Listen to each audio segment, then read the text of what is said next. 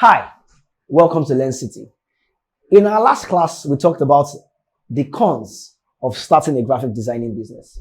In the class before that, we talked about the pros of starting a graphic designing business. Those are the advantages and the disadvantages of starting a graphic designing business. Today, we'll be talking about the skill set you need to be a successful graphic designer.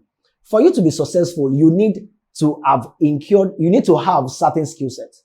For you to be successful, you need to have the knowledge, the technical know-how of running a business, then a graphic designing business. So in this class, we're going to be picking it one by one at a time. So stay with me and do not go anywhere. For most newcomers, finding a way to edge out the fierce competition is a priority. One of the best ways to accomplish this goal is by owning your existing skills and learning new ones with time. A successful graphic designer is always a few steps ahead and always pays attention to future-proofing his job with the right new skills. Attracting new customers and new clients will be much easier. The following are some skills you will need to develop over the next 5 years to continue being successful as a graphic designer. Number one, expanding your knowledge of business. As a graphic designer, you will work with business owners on a regular basis. Your main goal when dealing with an entrepreneur is learning how to appeal to their sensibilities. During your initial meeting with a business owner, take some time to address the concerns. They may have concerns regarding the price and the time it will take to complete a project. Over the years, you will need to expand your understanding of the business so that you can easily communicate with your current or potential clients. For instance, if you are familiar with business marketing and budgeting practices, you can show a new client what a great investment website can be. Also, using that knowledge, providing them with a data regarding the return on investment, they can have a form of website that can help you seal a deal. The more data you can provide, the more you can seal that client in the long run. Number two, increasing creativity is vital. The main job you have as a graphic designer is making a client's website, app, or design appealing and functional. A successful graphic designer has a very creative mind and is able to pull great ideas for even those projects he works on out of thin air. If you want to be a successful graphic designer, you have to be able to get your mojo on. Permit me to use that. Get your mojo on. You have to be able to show that you are good at what you do. You have to be able to deliver at short notice. You have to be able to show your clients that you know exactly what you are doing. Getting a reputation of being one-time pony can hurt your career. If I do a design for you today, and then you call me the next time, and I'm unable to deliver at that level, you probably might not give me that job. So as a graphic designer, you need to be creative, and you need to be creative consistently. You have to be consistently creative because this consistency in creativity is what helps your business grows. Another thing says having an adequate plan in place when taking on a new website or application design project is crucial. While a detailed plan can help you and your team stay on track, it will not prevent problems altogether. There definitely will still be problems. But because you have a plan, it helps you to navigate those problems easily. Some new graphic designers have tendency to fall apart when they are confronted with problems during the progression of a new project. There are times when you want to do a design and then you just have what I call the designer's block. You just have that block. And then you are seated, you don't have anything to do. You are just in front of your system, you're in front of your laptop rather, and you are unable to do anything. You don't know what to do next. You are just short of ideas. Do you understand? Having a plan in place helps you. By the time you go back to your plan, it makes it easier for you to pick out the things. If you have a plan, part of the plan would have probably have been that you spoke to your client, you ideated, came up with different ideas, and then you chose their color, chose the type of typography you want to use for them, type of fonts you want to use for them, and all that. Those things helps you to probably get your mojo back. I don't know, it works for me sometimes.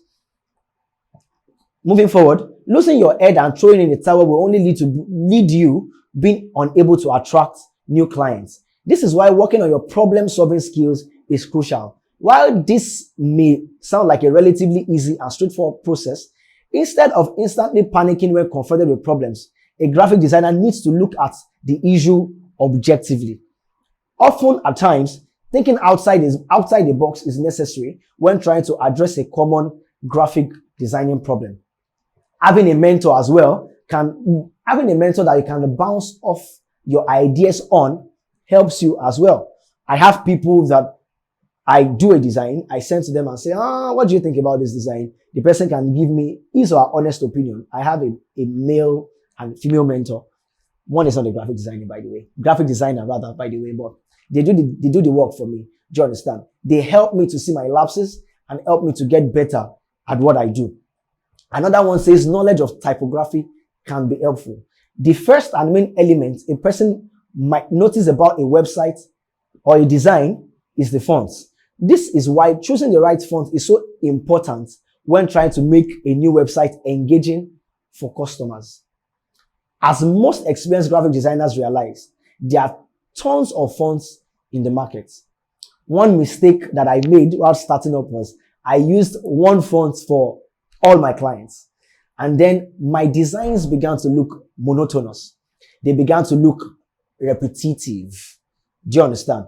I was losing my creative touch. And then I had to take like a master class. And then I realized, there are certain things I needed to work on. And part of the things that was taught in that class is typography. I understood the importance of typography in making a business, in making a graphic design rather, very, very great. If you choose the right fonts, say for example, you choose sans serif, or you decide to choose one of my best fonts, which is Rim. I like Rim because of how it's written. It looks handwritten to me. If I'm going to build a website that I want someone to read easily, I cannot use Rim.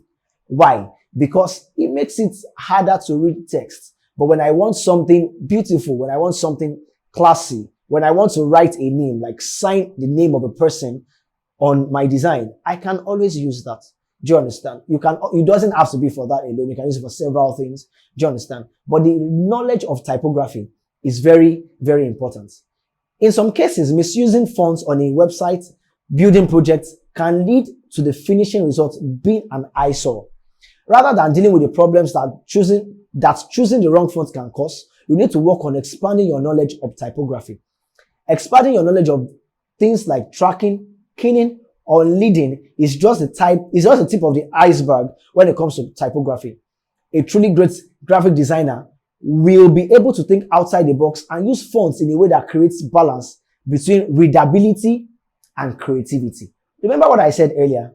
If I'm going to choose a font and I need you to read it, I need to pick a font that I know will be creative and will do the job of you being able to read it.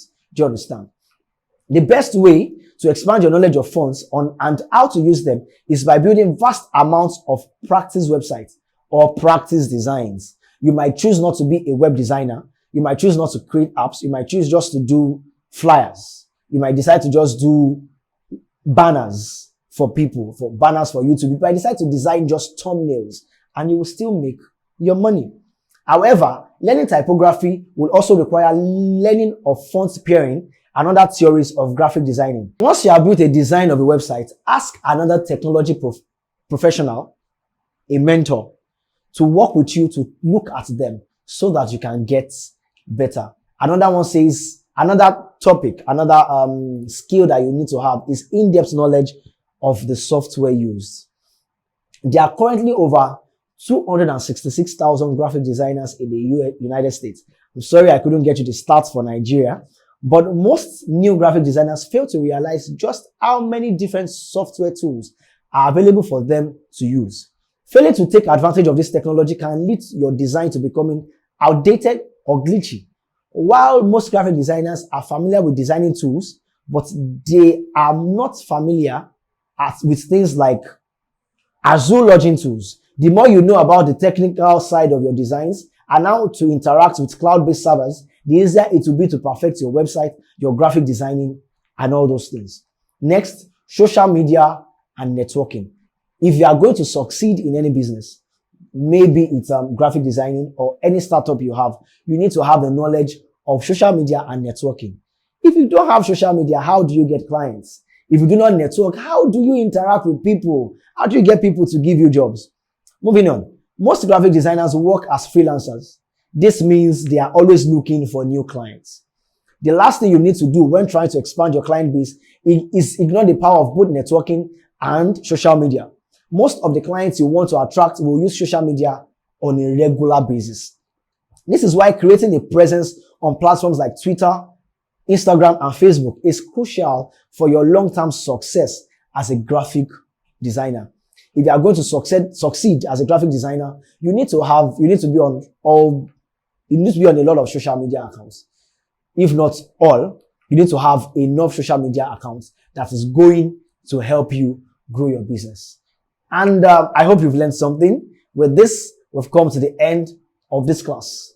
Let's remember that you can always subscribe to our videos, turn on the notification bell so that you can see whenever we post new content. And if there are other things you feel that we should add to this, or if there is a particular topic you would want me to talk about, kindly drop it in the comment section. I will interact with you there and I will do justice to it rather. Thank you very much. See you in the next class.